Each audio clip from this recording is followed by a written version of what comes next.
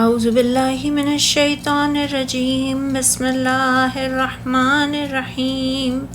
یا ایہا الذین آمنوا انفقوا مما رزقناکم من قبل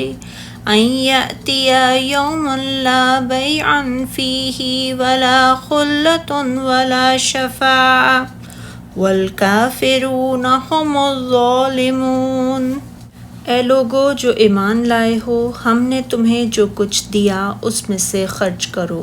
اس سے پہلے کہ وہ دن آ جائے جس میں نہ خرید و فروخت ہوگی اور نہ کوئی دوستی یا سفارش ہی کام آئے گی، اور کفر کرنے والے ہی ظالم ہیں۔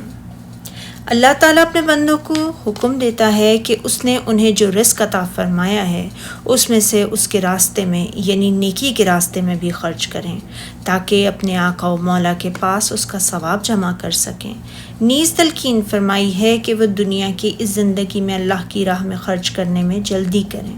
اس دن یعنی قیامت کے دن آنے سے پہلے پہلے، جس میں نہ اعمال کا سودا ہوگا اور نہ دوستی اور سفارش ہو سکے گی، یعنی وہ اپنے آپ کو بیچ کر عذاب سے بچ نہ سکے گا، اور نہ اس کی طرف سے مال کو بطور فدیہ قبول کیا جائے گا، خواہ وہ ساری زمین کے برابر سونا کیوں نہ پیش کرے، اور نہ کسی کی دوستی، محبت اور قرابت داری ہی کام آ سکے گی، جیسا کہ فرمایا سورہ المومنون میں۔ پھر جب سور میں پھونکا جائے گا تو نہ تو ان میں قرابتیں رہیں گی اور نہ ایک دوسرے کو پوچھیں گے، یعنی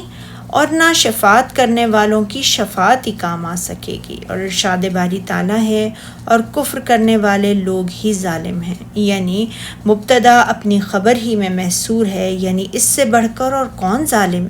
کوئی ظالم نہیں ہو سکتا جو اس دن اللہ کے پاس کافر بن کر آئے۔